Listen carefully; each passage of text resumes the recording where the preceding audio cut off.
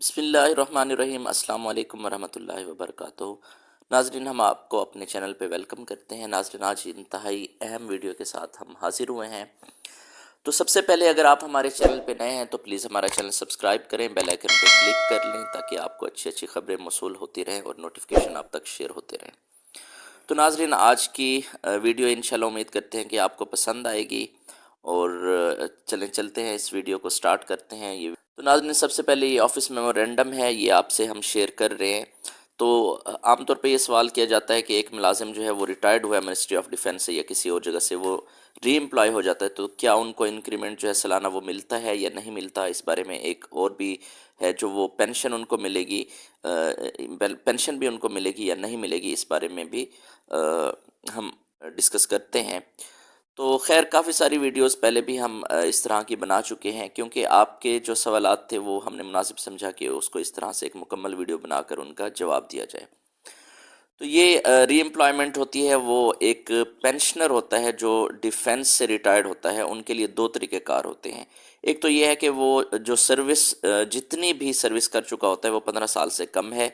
تو وہ کاؤنٹ کی جاتی ہے، اور اس طرح سے اگر 15 سال سے زیادہ وہ سروس کر چکا ہے تو وہ کہیں پہ دوبارہ ری امپلائی ہوتا ہے تو اس کے لیے 15 سال کی ریلیکسیشن ہو جاتی ہے۔ فار ایگزامپل، اگر ایک سول پوسٹ جو ایڈورٹائز ہوئی ہے اور اس کی جو میکسیمم جو ایج مانگی گئی تھی وہ 30 سال تھی، اور اس کی جو ہے وہ ایج 45 سال ہے جو ریٹائرڈ ہوا ہے منسٹری آف ڈیفینس سے یا آرم پرسن سے، تو اس کے بعد اس کا مطلب یہ ہے کہ وہ وہاں پہ اپلائی کر سکتا ہے 45 سال کی عمر میں بھی۔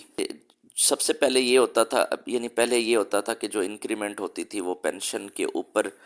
جو گورنمنٹ ہے وہ الاؤ نہیں کرتی تھی، لیکن بعض اوقات ان کے لیے یہ بڑا مسئلہ بن گیا تھا، اور کوئی ملازم بھی ری امپلائمنٹ ہو جاتا یا کانٹریکٹ پر ہو جاتا تو اس کو اس طرح سے کوئی فائدہ نہیں ملتا تھا۔ تو خیر، فائنانس ڈویژن نے اس چیز کو سامنے رکھتے ہوئے یہ اہم نوٹیفیکیشن جو ہے یہ ڈیسیژن لے لیا ہے کہ جو پینشن کے اوپر ان کا انکریمنٹ لگتا ہے وہ پینشن ان کی بڑھے گی، اس کے اوپر انکریمنٹ سالانہ بھی لگے گا، چاہے وہ ری امپلائمنٹ ہو جاتے ہیں یا کہیں پہ ان کا کانٹریکٹ ہو جاتا ہے، اس صورت دونوں صورتوں میں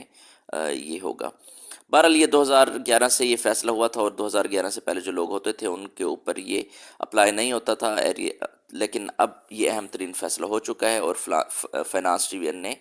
اس کی ریگولیشن ونگ کا ایک اہم ترین نوٹیفیکیشن جو ہے وہ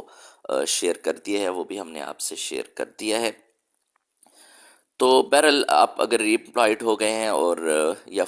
فیملی پینشنرز ہیں، آپ کے والدین جو ہیں وہ ری امپلائڈ تھے، تو ان کے لیے یہ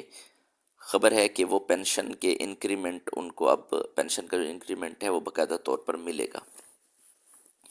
اب یہ دوسرا جو نوٹیفیکیشن آپ کو ہم دکھا رہے ہیں، تو یہ اہم نوٹیفیکیشن ہے disbursement of pay and allowances ہے۔ تو یہ فیڈرل گورنمنٹ کا نوٹیفیکیشن ہے کرسمس کے حوالے سے کہ 25 دسمبر کو چونکہ کرسمس کی ہالیڈیز ہوتی ہیں اور اس کی سیلیبریشن کے لیے جو ہے جو مسیحی برادری ہے ان کو پہلے چھٹیاں دے دی جاتی ہیں، تو یہ فیڈرل گورنمنٹ کی ہم بات کر رہے ہیں اسپیشلی، تو ان کو جو ری امبرسمنٹ ہے وہ 20 دسمبر کو ہو جائے گی، الاؤنسز پے وغیرہ، اور وہ سارے ان کو 20 دسمبر کو ری امبرسڈ ہو جائیں گے،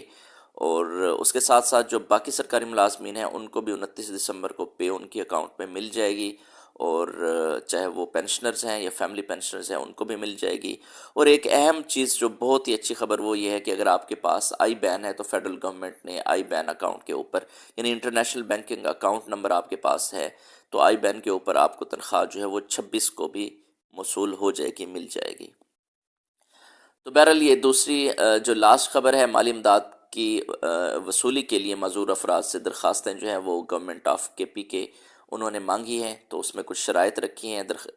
اس میں سب سے پہلی شرط یہ ہے کہ درخواست گزار خیبر پختونخوا کا مستقل رہائشی ہونا چاہیے، اور معذور صوبائی کونسل برائے معذوران خیبر پختونخوا کے ساتھ رجسٹرڈ ہونا چاہیے،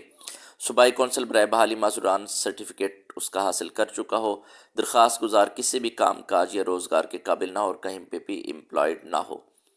اور درخواست کے ساتھ قومی شناختی کارڈ یا بے فارم منسلک کرنا لازمی ہے۔ تو اس حساب سے آپ جو ہے یہ نیچے آپ کو فارم دکھاتے ہیں، یہ فارم جس سادہ اس کو فل کر کے آپ جمع کرا دیں گے، اور جو سوشل ویلفیئر آفیسر ہے اس کو جمع کرا دیں گے۔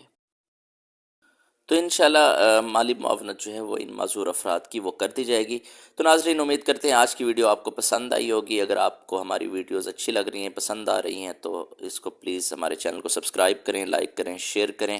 اور اپنے دوستوں کے ساتھ بھی شیئر کریں۔ اور ہم بار بار کہہ رہے ہیں کہ اگر آپ کے کوئی سوالات ہیں تو وہ پلیز سوالات جو ہے وہ کمنٹ باکس میں لازمی لکھیں، تاکہ ان کے اوپر ہم باقاعدہ طور پہ ویڈیو بنائیں اور آپ تک جو ہے وہ اہم معلومات، جو سچی معلومات ہیں، کھری معلومات ہیں، وہ آپ تک پہنچائیں۔ تو اپنا بہت سارا خیال رکھیے گا۔ اللہ حافظ، اللہ نگہبان۔